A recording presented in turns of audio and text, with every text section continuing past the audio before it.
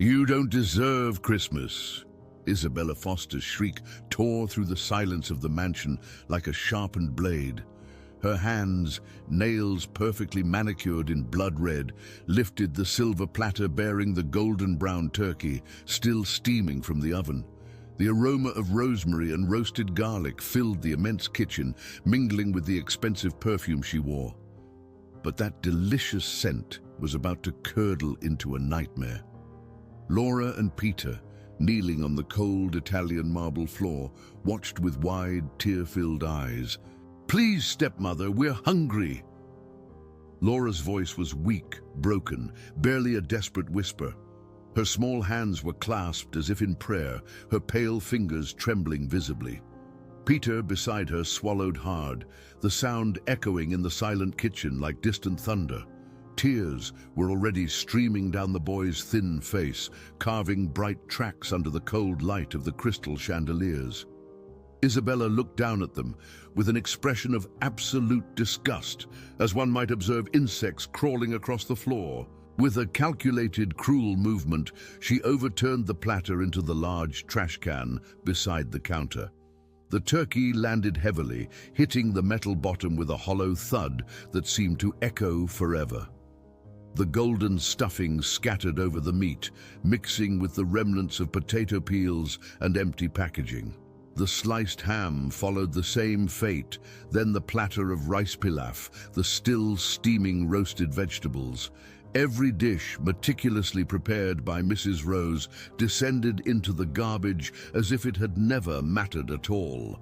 "No, please!" Peter tried to stand, but his weak legs wouldn't fully support him. He staggered forward, reaching his hands toward the trash can as if he could reverse the irreversible. Isabella spun around, her red Louboutin heels striking the floor hard, and shoved the boy's chest with the palm of her hand. Peter fell backward, landing hard on his heels, sobbing quietly as he hugged his own stomach, which rumbled with hunger. "You want to eat? Eat this!" Isabella threw 2 packages of cream crackers onto the floor between the children. The wrappers were yellowed, crushed, clearly too old for safe consumption. One of them split open on impact, scattering dry crumbs across the polished marble. Laura looked at the broken crackers, then at the trash can where the Christmas feast still radiated steam, and something inside her broke. Her tears fell silently now, without sobs, just pure pain streaming down her hollow-cheeked face. "I just wanted a Christmas, like when Mommy was alive." Laura's voice was so low it was barely audible, but Isabella heard. Her blue eyes glittered with a cold, calculated, venomous rage. She crouched down to their level, her purple silk dress rustling like a crow's wings.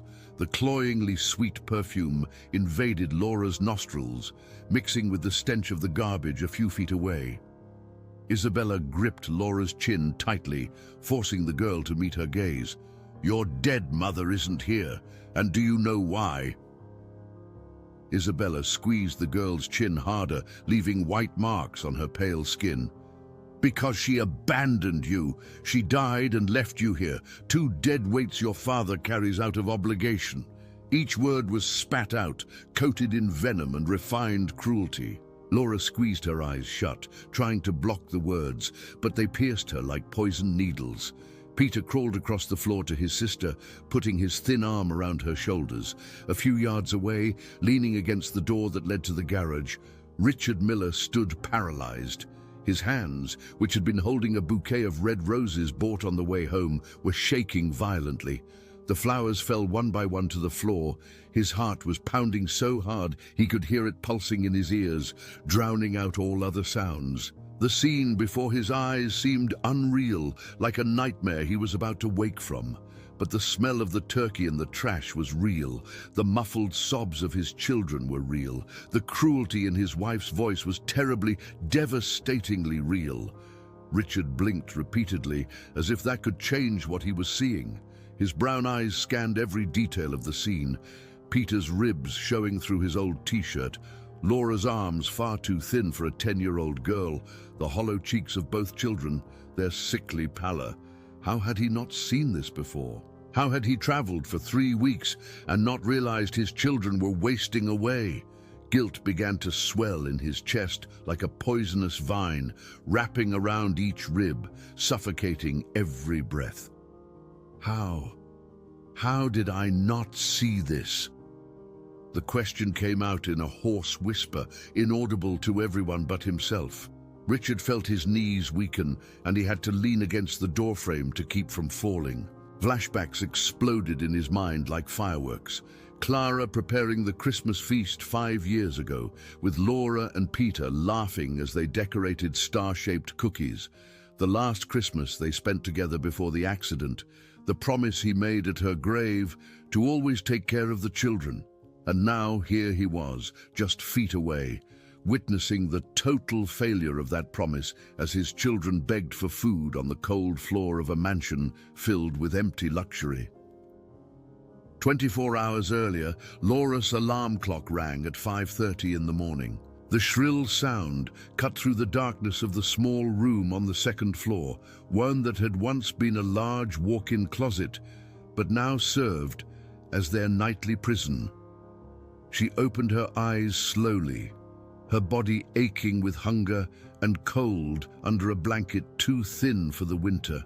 The small window showed the still dark sky, with snowflakes beginning to fall on the garden, illuminated by the decorative Christmas lights. Taking a deep breath, Laura forced herself out of bed, her bare feet hitting the frigid floor, sending shivers up her spine. In the next room, Peter was also waking at the same instant, conditioned by the brutal routine of the last 2 years. The 8-year-old boy rubbed his eyes with the backs of his small hands, trying to push away the profound exhaustion that never truly left him. His stomach rumbled loudly, empty since last night's watery soup, which had barely tasted like food. He pulled on the same grey sweatshirt as always, the one with a hole in the elbow that Isabella refused to replace. Slipping on old flip-flops, Peter left his room and met Laura in the narrow hallway, his green eyes bloodshot with sleep. "Morning, Lau," Peter whispered, and his sister replied with a tired nod. Together they went down the back stairs that led directly to the kitchen, the ones the servants used to use, back when the house still had a full staff. Now only Mrs. Rose remained, and she wouldn't arrive until 7. The children knew they had exactly 90 minutes to prepare breakfast for Isabella and Rodney, clean the kitchen, and disappear before their stepmother woke up. Any delay meant punishment. Even less food, or worse, being locked in the freezing basement for hours. The massive kitchen was silent and cold when they entered. Laura switched on only the light above the stove, keeping the room in the dimness Isabella demanded. "Don't waste electricity," she always said, even though the decorative Christmas lights outside stayed on 24 hours a day. Laura opened the refrigerator, not the large stainless steel one, which was locked with an electronic keypad that beeped if anyone without the code tried to open it, but the small, old one in the back, where only old eggs and milk nearing its expiration date were kept. Peter grabbed the scratched frying pan, while Laura gathered the ingredients for the pancakes Rodney would eat. As they worked in synchronized silence, Laura couldn't help but glance at the locked refrigerator. Through its glass door, she could see sliced ham, imported cheeses, fresh fruit, Greek yogurts, Belgian chocolate. Her stomach twisted painfully, and she had to look away before the tears started. Peter noticed and placed a small hand on his sister's shoulder in silent comfort. "Maybe today he'll notice," Laura whispered for the 1,000th time, referring to their father, who was due home later. Peter didn't answer because they both knew it was a lie they told themselves to survive another day. At 6:45, the dining room table was set perfectly. Golden pancakes stacked high with imported maple syrup, crispy bacon, creamy scrambled eggs, fresh squeezed orange juice, fruit cut into decorative shapes. Laura and Peter had prepared it all, following the detailed instructions Isabella left on notes on the fridge. The delicious aroma filled the house, torturing the children who were not allowed to eat any of it. When Rodney came down at 7 o'clock sharp, dressed in an expensive sweatsuit and imported sneakers, he sat down, without looking at his step-siblings, and began to eat while scrolling through his phone. Laura and Peter stood by the buffet, watching. They were waiting for scraps, if there were any, but Rodney, a 14-year-old in a growth spurt, ate 6 pancakes, all the bacon, and drank 2 glasses of juice. Isabella came down soon after, impeccable in her white silk robe, her blonde hair perfectly brushed, even having just woken up. She delicately served herself some fruit and yogurt, casting a cold glance at the children. "Did you clean the stove?" she asked, her voice sweet in a way that didn't match the venom in her eyes. "Yes, stepmother," they replied in unison. "Then you can go eat your garbage." Isabella made a dismissive gesture with her hand toward the kitchen. Laura and Peter quickly left the dining room, returning to the kitchen where they found their meal. 2 pieces of hardened white bread on a cracked plate on the counter. No butter, no jam, nothing. Laura broke 1 piece in half and gave half to Peter. They ate in silence, chewing slowly to make it last, drinking tap water to fill their stomachs. On the wall clock, the hands pointed to 7:15 in the morning on December 23rd. After breakfast, the second part of their routine began. Peter grabbed the bucket and mop to clean the kitchen floor, while Laura washed all the dishes from Isabella and Rodney's breakfast.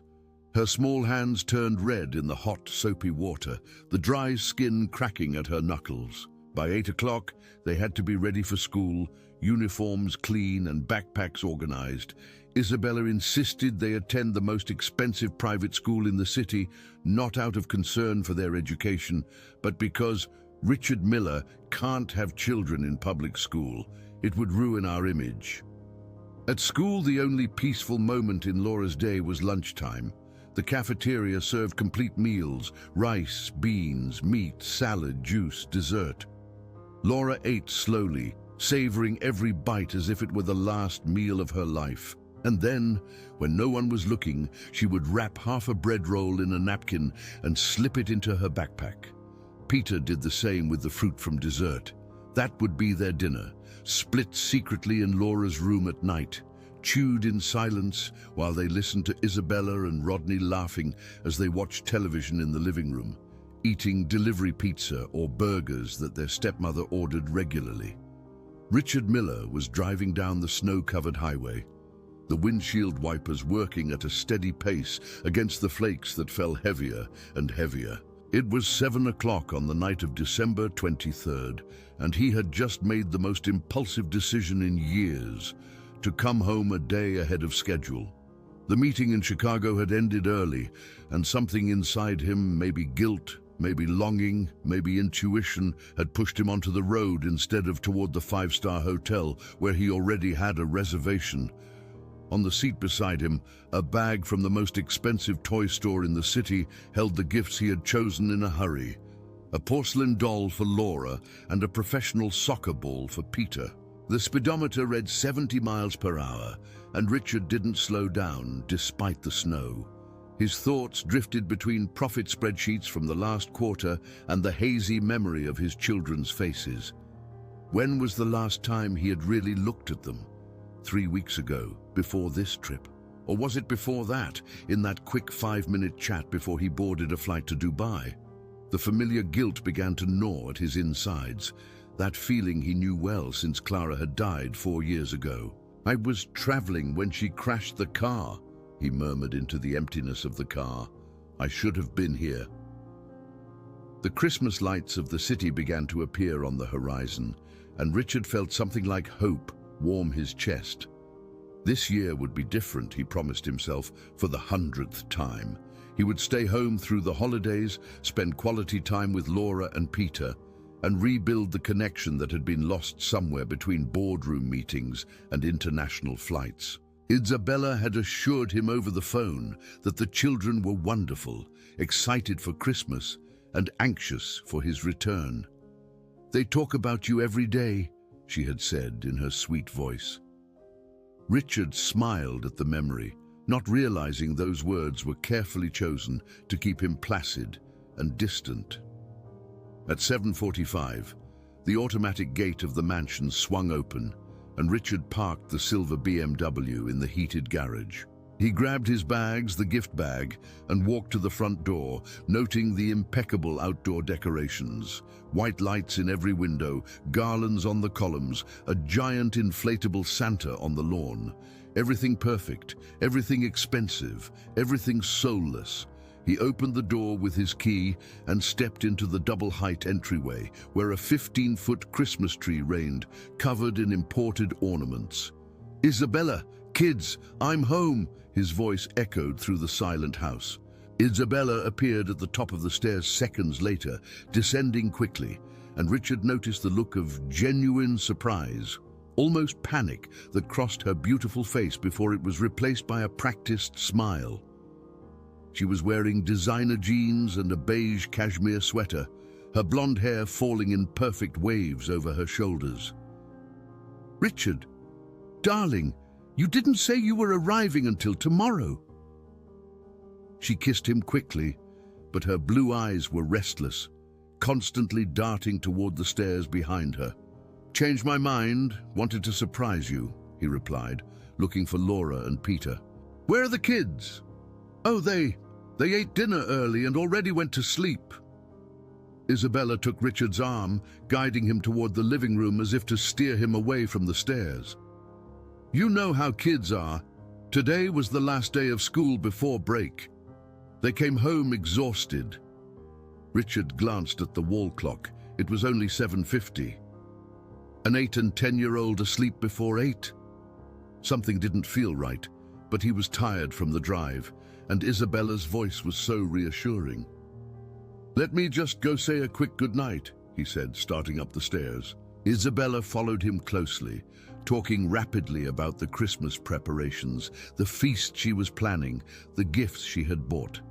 Her voice filled all the space, leaving no silences for Richard to think too much. They reached the second floor, and Richard automatically turned toward the hallway where the main bedrooms were. "No, darling, they changed rooms," Isabella said quickly, pointing to the opposite hall. "I had them move. The old rooms need redecorating." Richard frowned but followed her direction, arriving at 2 narrow doors he didn't even remember existing. He opened the first door slowly, trying not to wake Laura. The light from the hall illuminated a tiny room with a single bed pushed against the wall, a small wardrobe, and nothing else. Laura was sleeping or pretending to curled up under a thin blanket, facing the wall. Richard approached and laid a hand on her shoulder, feeling the prominent bones beneath her old nightgown. His heart gave a strange squeeze. Laura had always been slender, but not like this. Not with shoulders so angular they looked like a bird's.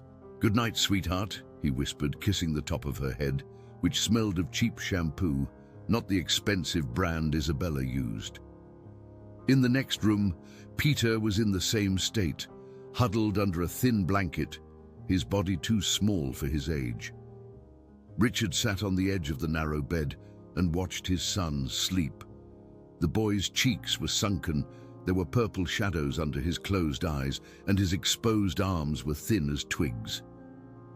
"They must be having a growth spurt," Richard murmured to himself, trying to justify what his eyes were seeing, but his mind refused to accept. He adjusted the blanket over Peter, noticing it was the cheapest kind, already frayed at the edges. Why did his children have cheap blankets in a mansion where every faucet cost $1,000? Richard returned to the hallway where Isabella was waiting, leaning against the wall with a controlled expression. "They seem thinner," he said, the statement coming out like a question. Isabella shrugged gracefully. "It's their age, darling. Laura's prepubescent, Peter's shooting up. They eat well, don't you worry." She took his hand, lacing her fingers through his. "Come on, I've prepared your favorite dinner.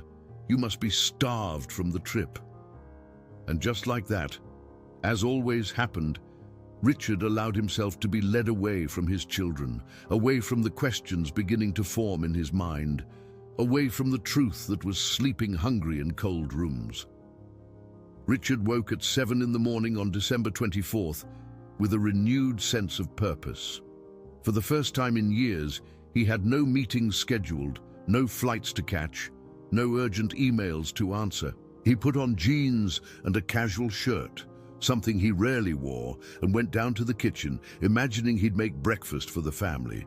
But when he arrived in the kitchen, bright with morning sun reflecting off the snow in the garden, he found Mrs. Rose already at work, and the dining room table was being set with fine china. "Good morning, Mrs. Rose," he greeted the housekeeper, who had practically raised his children when Clara was alive. "Good morning, Mr. Miller." Mrs. Rose turned from the stove, and he noticed her brown eyes widen slightly at the sight of him. There was something there, surprise, fear, relief, but it vanished too quickly for him to decipher. The 62-year-old woman returned to flipping pancakes in the pan, her movements efficient but tense. "You arrived last night. Mrs. Isabella didn't tell me." There was something in her tone, a veiled accusation that Richard didn't fully grasp. "I wanted to surprise them," he replied, sitting on a stool at the counter. "Where are Laura and Peter?" Mrs. Rose hesitated, the spatula pausing in mid-air for a second. "Still sleeping, sir. They should be down soon." But her gaze flickered to the back door, and Richard followed it instinctively. For a moment he swore he saw a shadow move in the narrow hallway leading to the service stairs, but when he blinked, there was nothing. "Let me go wake them," he said, standing up, but Mrs. Rose spoke too quickly. "No need, sir. They'll come down on their own." The urgent tone in her voice made him stop, confused. Why did the housekeeper seem so nervous about him waking his own children? Before he could question it, Isabella swept into the kitchen like a gust of perfume and elegance, already impeccably dressed in black tailored trousers and a cream silk blouse. "Good morning, darling. You're up early." She kissed him on the cheek and then turned to Mrs. Rose, her voice sharp. "Rose, didn't I ask for chocolate chip pancakes? These are plain." Mrs. Rose ducked her head. "I'm sorry, Ma'am. I'll make another batch." Isabella smiled, satisfied, and then linked her arm through Richard's. "Come, let's have breakfast in the dining room. Rodney must be waking up." And again, Richard found himself being led away from the kitchen, not understanding why. The table was set with the perfection of a design magazine. White linen placemats, porcelain plates with gold accents, silver cutlery, crystal glasses for the fresh squeezed orange juice. Rodney came down minutes later, greeted Richard with a mumbled "morning" without looking up from his phone, and sat down, immediately starting to serve himself. Richard watched his stepson pile 6 pancakes onto his plate, douse them in chocolate syrup and whipped cream, and grab 4 slices of bacon. "Hungry, huh, sport?" he commented, trying to sound friendly. Rodney just grunted something unintelligible, chewing with his mouth full. Laura and Peter appeared at the dining room doorway 5 minutes later, and Richard felt his heart tighten seeing them in the clear morning light. Laura wore a simple dress, already too small, which left her thin arms exposed. Peter was in worn-out jeans and a plain t-shirt, his feet in old flip-flops. Both stood frozen in the entryway, as if waiting for permission to enter. "Good morning, kids. Come sit here with me." Richard waved to the chairs beside him. Laura and Peter exchanged a quick, uncertain glance before moving slowly to the table. Isabella stood up gracefully and began to prepare plates for them. Richard watched, pleased that his wife was taking care of her stepchildren, serving 2 small pancakes on each plate with a thin drizzle of honey. "Here, eat slowly," she said, her voice sounding sweet but with a sharp edge. Laura and Peter picked up their forks and began to eat with restrained movements, chewing far too slowly, constantly glancing at Isabella like animals expecting their food to be snatched away at any moment. "Is it good?" Richard asked, and Laura nodded quickly without speaking. "Why aren't you eating more? There's plenty. You can have seconds." "They don't have much of an appetite in the morning," Isabella intervened before the children could answer. "The pediatrician said it's normal for their age." Richard frowned. Which pediatrician? I didn't know they'd been to the doctor. Isabella laughed lightly, taking a sip of her black coffee. Darling, you travel so much, I can't bother you with every routine checkup. There was logic in that, but something still bothered Richard. He looked at Laura, who kept her eyes fixed on her plate, and then at Peter, who was chewing so slowly it seemed he was savoring every crumb like it was gold. After breakfast, Richard suggested they decorate the Christmas tree together, a tradition Clara had started when the children were small. The tree is already decorated. Isabella pointed to the massive tree in the living room, perfectly adorned with gold and silver baubles, red velvet bows, and white lights blinking in a programmed sequence. But it doesn't have those ornaments the kids used to make in school, Richard observed, vaguely remembering paper stars and popsicle stick angels. That was for little kids. They've outgrown it, Isabella replied with a tone of finality. Laura, who had been silent until then, spoke softly. I still have the star Mommy made. She ran upstairs before anyone could stop her and returned holding a faded gold cardboard star with a photo of Clara glued in the center. Richard felt his throat tighten at the sight of his late wife's smiling face looking back at him from the old photo. Can we put it on the tree, Dad? Laura asked, hope shining in her green eyes. Isabella stood up abruptly. That thing is old. We're throwing it out. She reached out to take the star. No. The word came out firmer than Richard had intended. Isabella froze, surprised. Leave it. It was Clara's. It has sentimental value. He took the star from Laura's hands and walked to the tree, looking for a place to hang it. Isabella followed him, her voice low but tense. Richard, that thing will ruin the aesthetics of the tree. I hired a professional decorator. Richard ignored her and hung the star on a branch near the top. Laura smiled for the first time that morning, a small but genuine smile that lit up her pale face.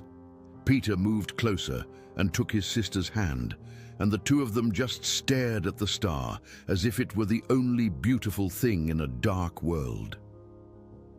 The afternoon of the 24th arrived with a pale sun struggling to break through the heavy snow clouds.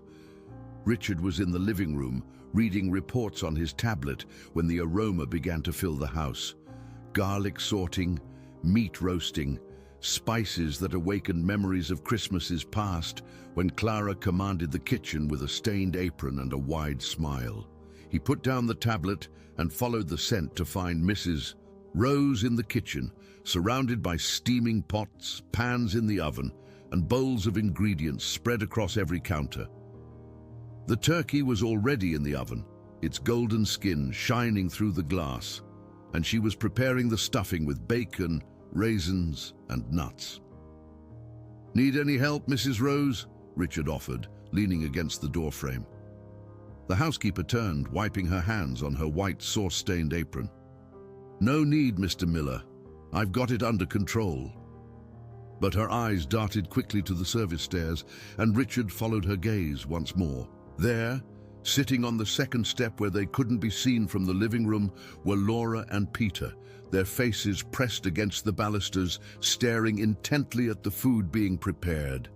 The expression on their faces wasn't normal childhood curiosity, it was hunger, a deep, desperate hunger that made something twist in Richard's stomach. Before he could call the children, Isabella entered the kitchen, tablet in hand, checking her Christmas prep list. She wore a tight red dress that had cost $3,000, high heels that clicked on the marble floor, and diamond earrings that Clara would never have worn, finding them an unnecessary extravagance. Rose, is the ham ready? I need to photograph the table before 6 to post on Instagram. Her voice was cold, businesslike, as if she were in a meeting. Mrs. Rose confirmed that it was, and Isabella finally noticed Richard watching everything. What is it, darling? Is there a problem? The kids are over there on the stairs, just watching. Richard pointed discreetly, and Isabella turned with a sharp movement. Laura and Peter recoiled instinctively, like animals accustomed to being hit. "What are you two doing there? Go play in your room." Her voice rose an octave, and the children scrambled to their feet. "We just wanted to see the feast, stepmother," Peter murmured. Isabella stalked toward the stairs, her heels clicking menacingly. "You will eat at the proper time. Now get out of here before you ruin something." Laura and Peter ran upstairs, and Richard heard one of their bedroom doors slam shut. Richard felt anger begin to simmer in his veins, a rare feeling for him, who was always controlled, always diplomatic. "Isabella, don't you think you were a little harsh? They're children. It's normal to be curious about the Christmas feast." Isabella turned to him with the expression of someone explaining the obvious to a fool. "Richard, you aren't here day to day. These children need discipline, or they'll become rude and spoiled. I'm doing the job that you don't do because you're always traveling."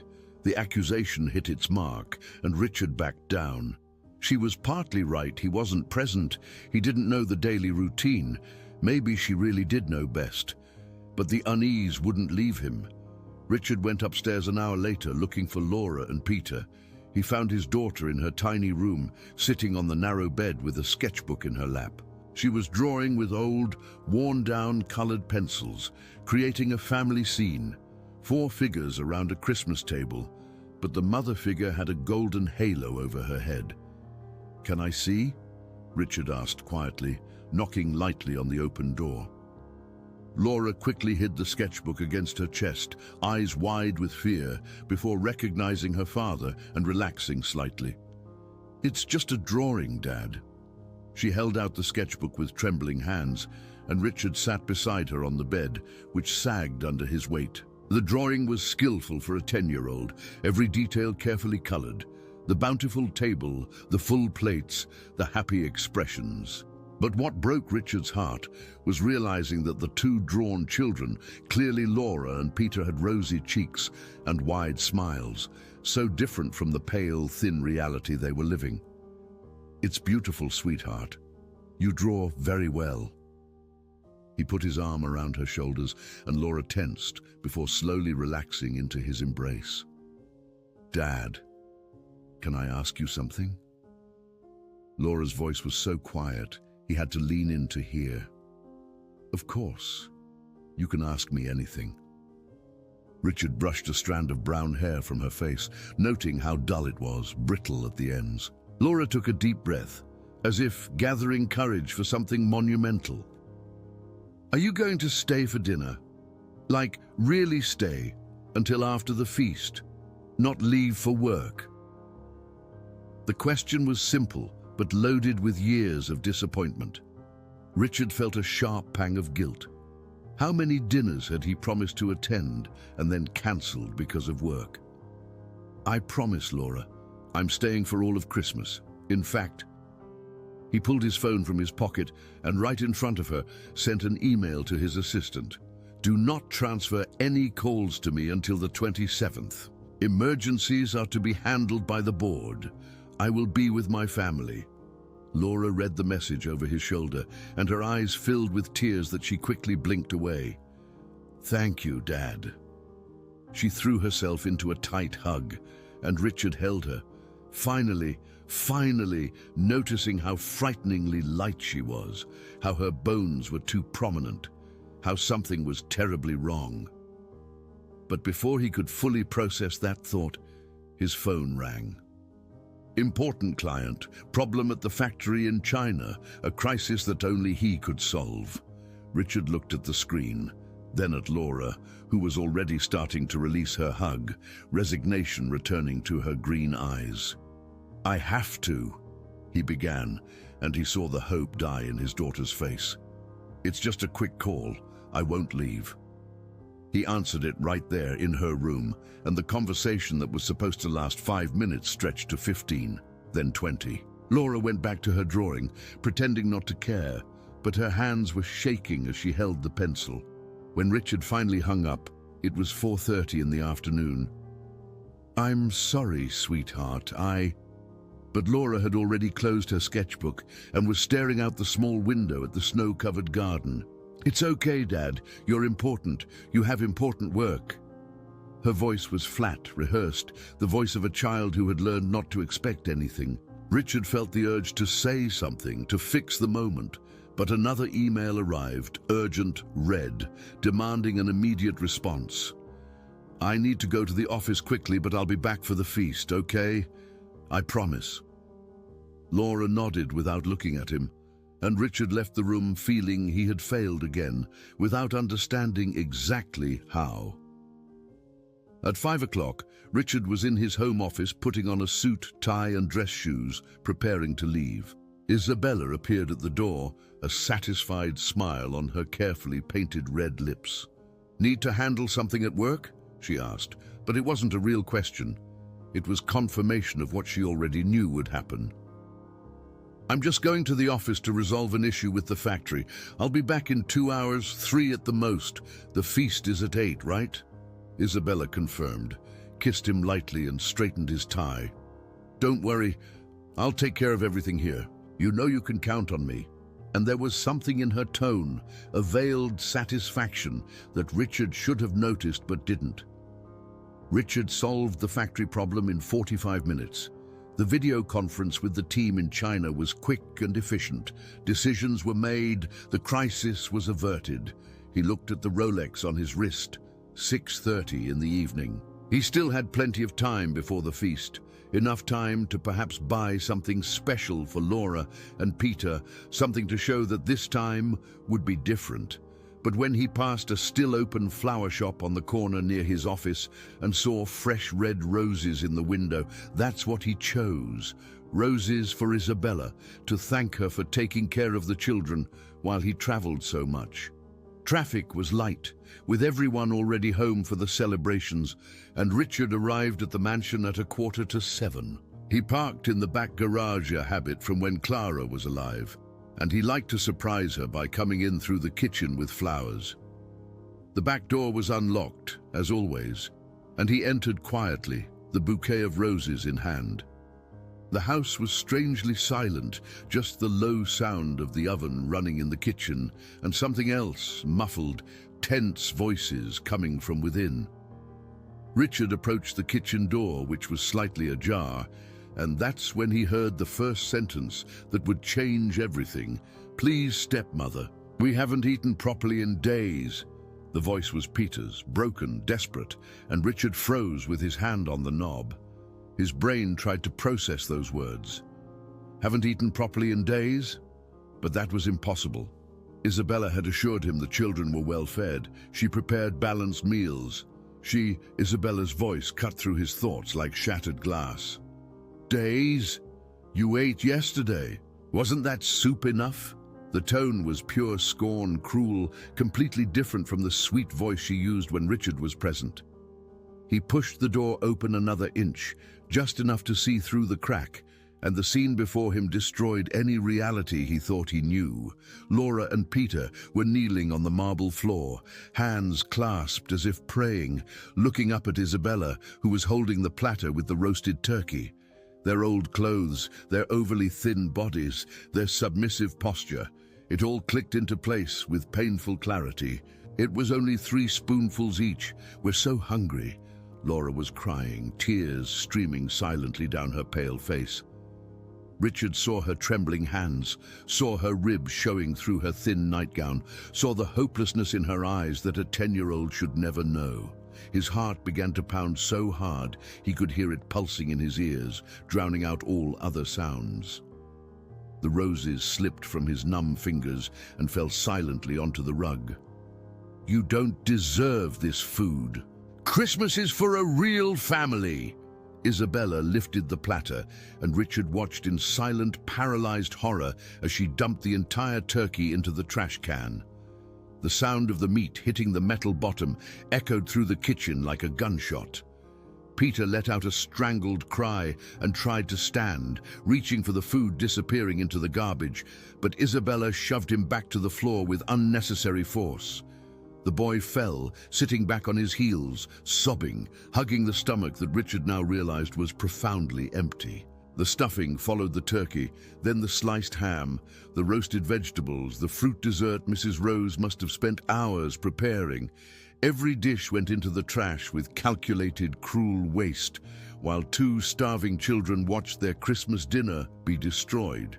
"You want to eat? Eat this!" Isabella threw two yellowed packages of cream crackers onto the floor, and one split open, scattering crumbs. Richard saw Laura look at the old crackers, then at the trash where the feast was steaming, and something inside her visibly broke as her shoulders slumped. "I just wanted a Christmas, like when Mommy was alive." Laura's voice was so low, so broken, so full of longing that Richard felt his own throat close. Isabella crouched down to the girl's level, grabbed her chin forcefully, and forced Laura to look her in the eyes. "Your dead mother isn't here, and do you know why? Because she abandoned you. She died and left you here, two dead weights your father carries out of obligation." Each word was a stab, and Richard saw Laura squeeze her eyes shut as if she could block the poison from entering her ears. It was in that moment that something inside Richard shattered. The paralysis broke, the denial evaporated, the truth exploded in his chest like shrapnel. His hands began to shake violently, not from fear, but from rage at himself for not seeing, rage at Isabella for doing this, rage for having failed Clara, failed his children, failed at everything that mattered. He took one step forward, then another, entering the kitchen with steps that felt like wading through thick water. "How?" His voice came out hoarse, unrecognizable. "How did I not see this?" The three people in the kitchen turned simultaneously. Laura and Peter with sudden hope flaring in their eyes, Isabella with an expression of pure panic before her carefully constructed mask began to crack. "Richard, you're back early." She dropped Laura and stood up, smoothing her red dress, trying to regain her composure, but it was too late. Richard had seen everything, heard everything, and finally, terribly, painfully, understood everything. The pieces of the last 2 years clicked into place with brutal clarity. The trip she encouraged, her insistence that he not worry about the children, the always positive reports on how well they were doing. Laura and Peter staggered to their feet and ran to him, clinging to his legs with desperate strength. "Dad, she throws the food away every day." Peter's words came out between sobs. "We're so hungry." Laura buried her face in Richard's suit, staining the expensive tie with tears and mucus, and he didn't care in the slightest. He knelt right there on the kitchen floor, pulling them both into a tight embrace, finally, really feeling how they were too light, too thin, too fragile. The bones of their backs under his hands felt like the wings of a bird about to break. Richard remained kneeling on the cold kitchen floor, hugging Laura and Peter as if he could undo 2 years of suffering with that single gesture. His hands passed over their backs repeatedly, counting every jutting rib, every prominent vertebra, every physical proof of neglect he had been too blind to see. Tears began to stream down his own face, silent at first, then accompanied by muffled sobs he tried to control but couldn't. "I'm sorry, I'm sorry, I'm sorry." It was all he could say, the words coming out like a desperate mantra as he held his starving children. Isabella took 2 steps back, her Louboutin heels clicking on the marble like a countdown to an explosion. Her hands nervously smoothed her red dress, her perfectly manicured fingers trembling almost imperceptibly. "Richard, it's not what it looks like. You don't understand. They were being punished. I can explain." Her voice started out sweet, manipulative, the one that always worked when he was tired from a trip, distracted by work. But now, kneeling on the floor with the living evidence of her cruelty in his arms, that voice sounded exactly like what it was. A rehearsed lie from someone who'd had years to perfect the performance. Richard rose slowly, keeping the children behind him in a protective gesture that was 2 years too late. His brown eyes, normally warm and diplomatic, were as hard as stone as they fixed on Isabella. "Punished?" His voice was low, controlled. dangerous in a way she had never heard before. Punished for what exactly? Explain to me what terrible crime these children committed to deserve starving in their own home.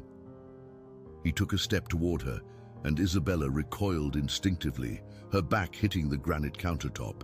They stole food from the refrigerator yesterday. They went into the pantry without permission. Isabella tried to sound indignant, but her voice failed at the end, breaking on a nervous, high-pitched note. Richard looked at Laura and Peter behind him. "Is that true?" Peter nodded, ashamed, looking at the floor. "We were so hungry, Dad. We hadn't eaten since school lunch the day before. There was a piece of bread and butter left in the fridge. We shared it. 24 hours without food. Children of 8 and 10 had gone an entire day without eating because he was traveling, closing deals, accumulating millions while his children stole crumbs." The kitchen door opened, and Mrs. Rose entered, carrying bags of last-minute groceries. She froze at the scene. Richard standing with clenched fists, Isabella cornered against the counter, Laura and Peter clinging to their father's legs, the trash can overflowing with the destroyed Christmas feast. The bag slipped from her hands and hit the floor with the crash of breaking glass. "Mr. Miller," her voice trembled, and he saw decades of secrets kept through fear and conflicting loyalties pooling behind her moist brown eyes. "Rose." Richard turned to her, still shielding the children. "Tell me the truth, please. How long has this been happening?" His voice broke on the last word, and Mrs. Rose began to cry openly, tears streaming down her wrinkled face as her hands shook. "Sir, She threatened to fire me so many times. I needed the job. I have grandchildren to support.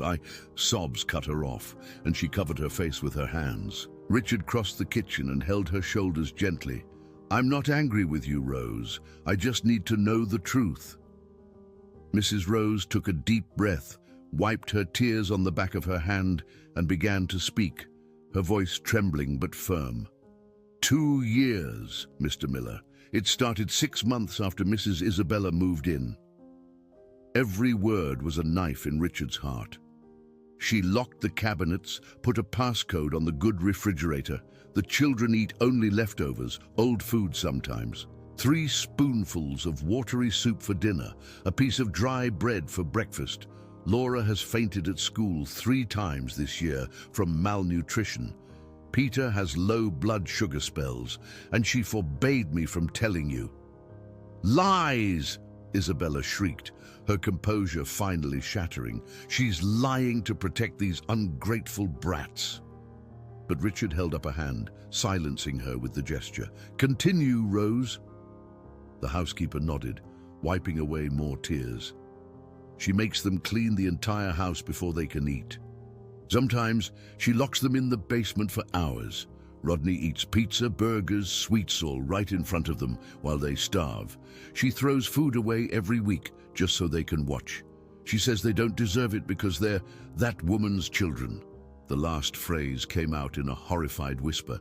Richard felt his legs weaken and leaned on the counter to keep from falling. 2 years. 2 years of systematic, calculated, methodical torture. While he closed multi-million-dollar contracts, his children ate table scraps. While he dined in 5-star restaurants in Paris, Laura and Peter shared stale crackers on the floor. While he slept in luxury hotels, his children were locked in cold basements. "How?" His voice failed. "How did I not notice? How was I so blind?" The guilt crushed him like an avalanche, stealing the air from his lungs. "Because you were never here." Isabella's voice cut the silence like a whip.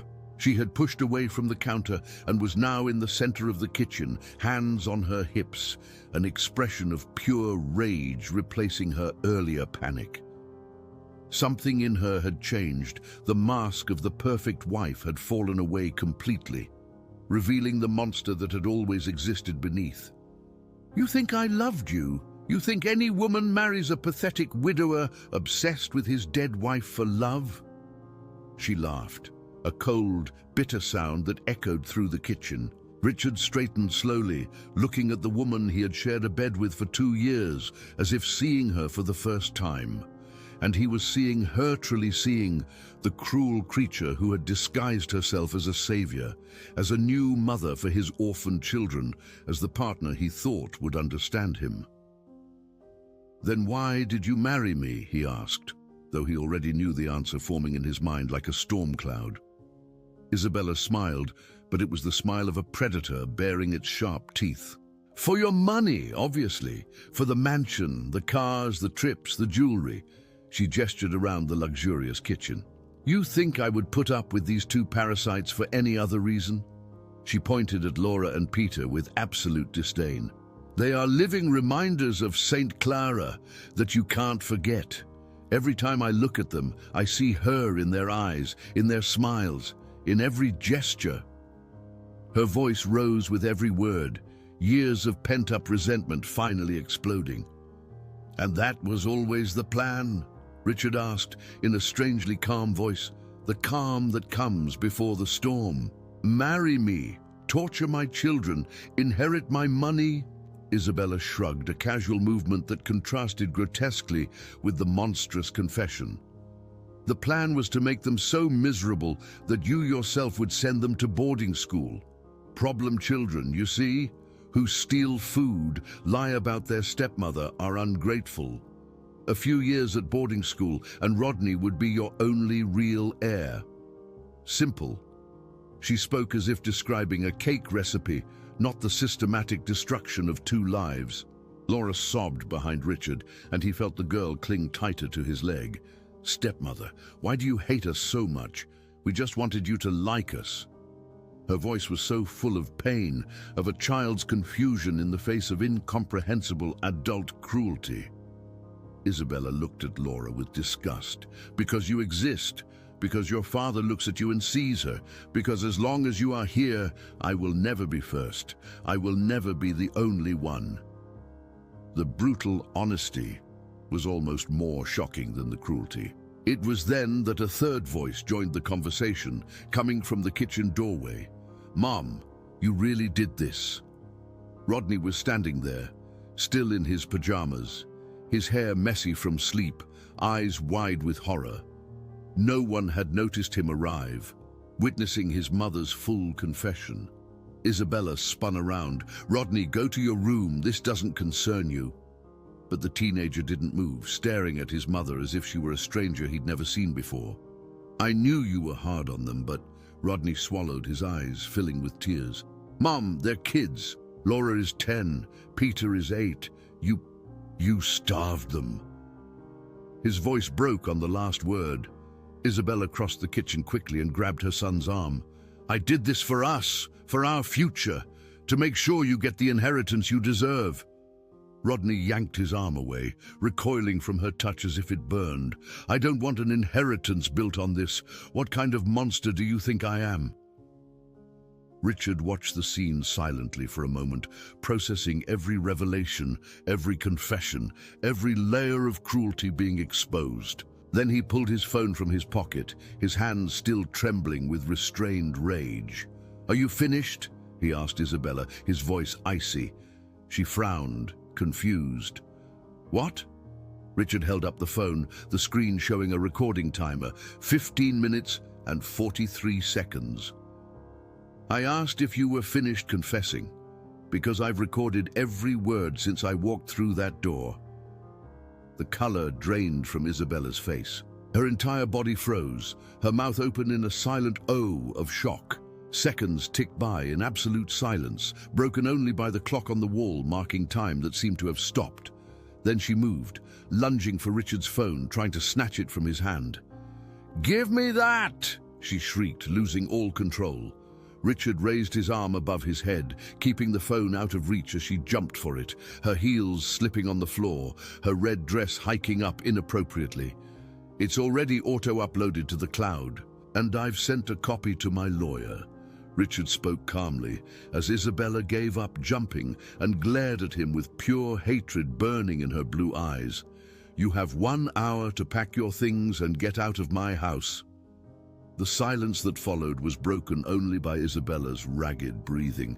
"You can't kick me out. I'm your wife. I have rights," she screamed, her shrill voice echoing through the kitchen. "You are a wife who committed documented child abuse. Tomorrow morning, my lawyer files for divorce and files a criminal complaint." Richard spoke each word with surgical precision. "And if you try to fight this, I will release this recording to every media outlet in the country. Imagine the headlines.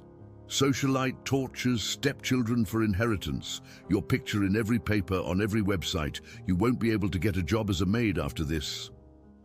The threat hung in the air like toxic smoke. Isabella tried to negotiate, then beg, then threaten for the next 30 minutes. She promised to change, swore it was a moment of weakness, blamed stress and medication. When nothing worked, she turned to the children for one final manipulation. "Laura, Peter, don't you want a whole family? Tell your father to forgive me." But Laura just hid further behind Richard, and Peter spoke for the first time with a firm voice. "You were never our family. You just pretended to be." The simple truth from an 8-year-old shattered Isabella's last argument. Richard called the property's head of security, Michael, a 50-year-old man who had worked for the family for decades.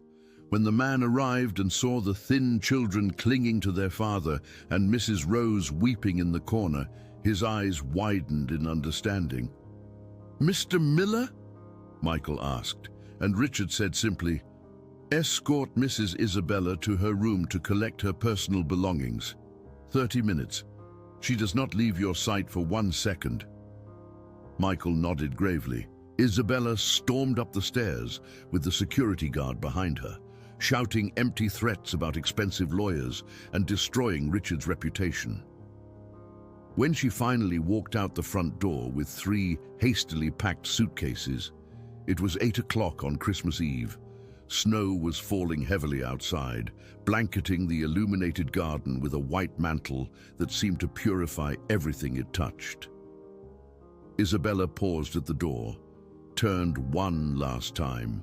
"You will regret this, Richard. I will destroy you." Richard, with Laura and Peter safe at his side, replied calmly, "You've already destroyed enough. Now go." The door closed, and for the first time in 2 years, Laura and Peter breathed air that didn't smell of fear. Richard knelt in front of his children right there in the entryway, under the massive Christmas tree that suddenly seemed less empty with Clara's star shining at the top. "I am so sorry. I'm sorry I didn't see. I'm sorry I wasn't here. I'm sorry I failed you in every way possible." Tears streamed down his face, unashamed. "I promise, and this time it's a promise I will keep. I will never let anyone hurt you again. I will never put work ahead of you again. Never again." Laura threw herself into his arms, followed by Peter, and the 3 of them clung to each other there on the marble floor, crying. But these were different tears now, tears of relief, of liberation, of pain finally being acknowledged. Mrs. Rose watched from the kitchen doorway, wiping her own eyes. Rodney came down the stairs slowly, hesitantly, unsure if he had a place in this family embrace. Richard saw the boy and held out an arm. "Come on, Rodney. You're not to blame for your mother's mistakes." The teenager hesitated one more second before joining the hug. "Dad," Peter spoke, his voice muffled against Richard's shoulder. Can we eat something? I'm really hungry." The simple, honest statement, free from fear of punishment, broke and healed something in Richard's heart simultaneously. He laughed through his tears. "We can eat anything you want." "Rose," he called, and the housekeeper hurried over. "Is there more food? I know Isabella threw the feast out." Mrs. Rose smiled through her own tears. "I always have food hidden, Mr. Miller. Let me prepare something." But Richard shook his head. No, we'll prepare it together. We'll make our own Christmas feast, all of us, in the kitchen, like a real family. And so, at 8:30 on Christmas Eve, Richard Miller, millionaire businessman who had never cooked a meal in his life, was in the kitchen with his children, Mrs. Rose guiding them through a simple recipe for roasted chicken. Laura cut potatoes with a dull knife under supervision. Peter washed lettuce, and Rodney seasoned the chicken, following the instructions Rose gave patiently. The kitchen filled with delicious aromas and something else slaughter. Laura giggled when Richard burned his finger trying to taste the hot gravy. Peter made a joke about how his dad held the knife like it was a sword. Rodney taught them a trick for seasoning he'd seen on a cooking show.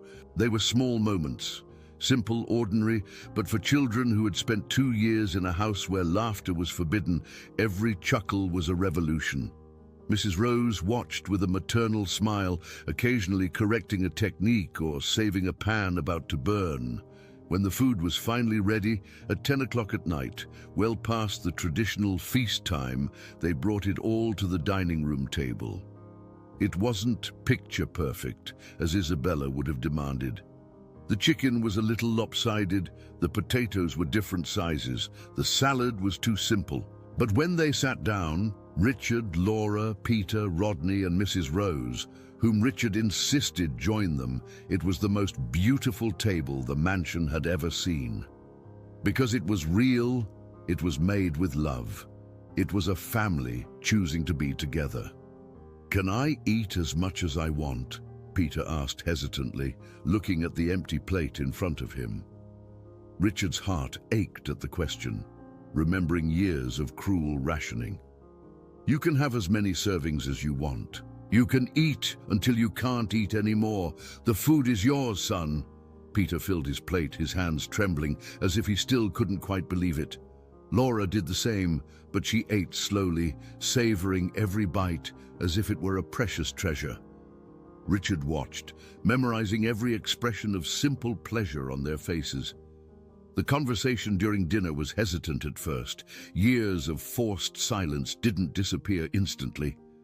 But slowly, words began to flow. Laura told him about art class at school, how she loved to draw, but Isabella would never buy her good supplies. "We'll go to the art store tomorrow. You can pick out anything you want," Richard promised. Peter talked about wanting to rejoin the soccer team, but not having the energy to practice. "We'll go to the doctor for a full checkup on Monday, and then we'll get you back to practice," Richard assured him, already mentally rearranging his schedule to accommodate doctor's appointments, practices, school meetings, the entire routine of a present father he should have always had. Rodney was quiet for most of the meal, clearly processing the revelations about his mother. Eventually, he spoke quietly. "I knew she was hard on you, but I swear I didn't know it was this bad. I should have paid more attention. I should have said something." Laura, surprisingly, reached out and touched his arm. "You were just a kid too, Rodney, and she's your mom. It was hard to see." The generosity from the girl who had suffered so much at the hands of Rodney's mother was extraordinary, and the teenager cried silently, wiping tears on the back of his hand. After dinner, Laura had 3 servings, and Peter had 4. Richard led the children to the living room where the Christmas tree glowed. "It's only 10:30. Technically, it's still Christmas Eve. How about we open presents now?" He brought out the bag with the expensive doll and the professional soccer ball. Laura opened her gift with reverent care, revealing the porcelain doll in a lace dress. Her eyes lit up, but then she looked at Richard hesitantly. "Can I really keep her?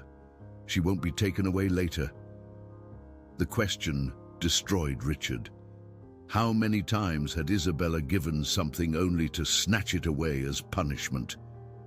"She's yours forever, sweetheart. No one will ever take her."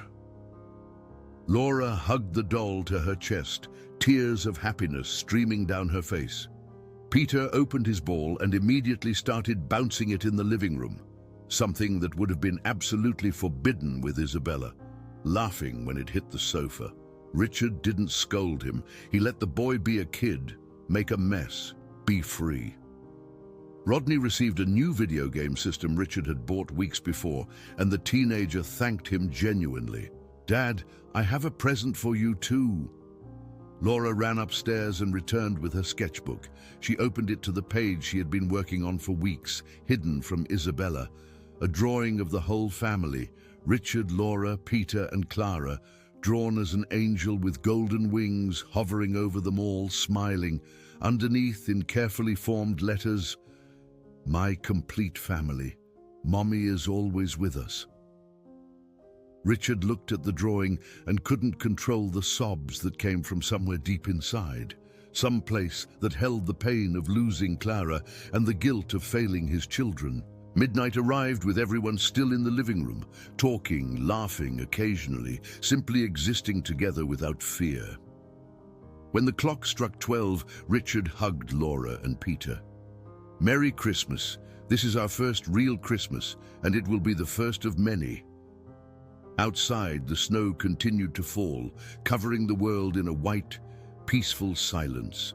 Clara's star on the tree glittered under the lights, and Richard made a silent vow to her that this time, he would not fail. In the months that followed, life changed radically. Richard cut his travel by 70%, promoting executives to cover what he could no longer do personally. He hired a nutritionist and doctors who created a recovery plan for Laura and Peter. The children gradually gained weight. Their cheeks regained color, the dark circles faded, and their energy returned. Laura began therapy to process the trauma, and Peter did as well. Rodney decided to live with his biological father, but visited regularly, his relationship with his step-siblings developing into something genuine. 6 months later, in June, it was Father's Day. Laura woke up early and made breakfast with Mrs. Rose's helping cakes, this time made with love instead of under threat. She brought the tray to Richard's room and woke him with a kiss on the cheek. "Happy Father's Day, Dad." Richard opened his eyes and saw not only his healthy daughter in front of him, but Peter right behind her, holding a wrapped gift. They went down to the living room together, where Laura gave him her present, the framed drawing, the one with the complete family and Clara as an angel. Richard hung the picture on the main wall of the living room, where an expensive abstract painting chosen by Isabella had once hung.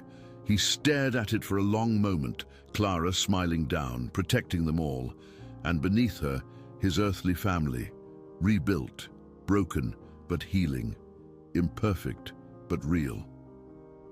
"We will never be hungry again," he said quietly, hugging Laura and Peter to his side. "Not for food, not for love, not for presents, I promise." And this time he would keep that promise.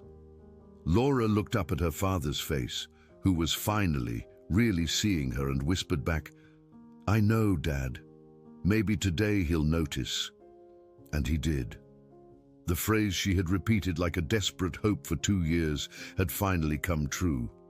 Richard had noticed, had woken up, had returned. It didn't erase the past, it didn't undo the pain, but it promised a different future. And sometimes, in a broken family that decides to rebuild, that is enough to start healing. Outside, the June sun shone warmly on the garden, where the Christmas snow had long since melted, leaving only green grass and blooming flowers. Inside the mansion that was once a prison, laughter echoed again, real, free, fearless laughter.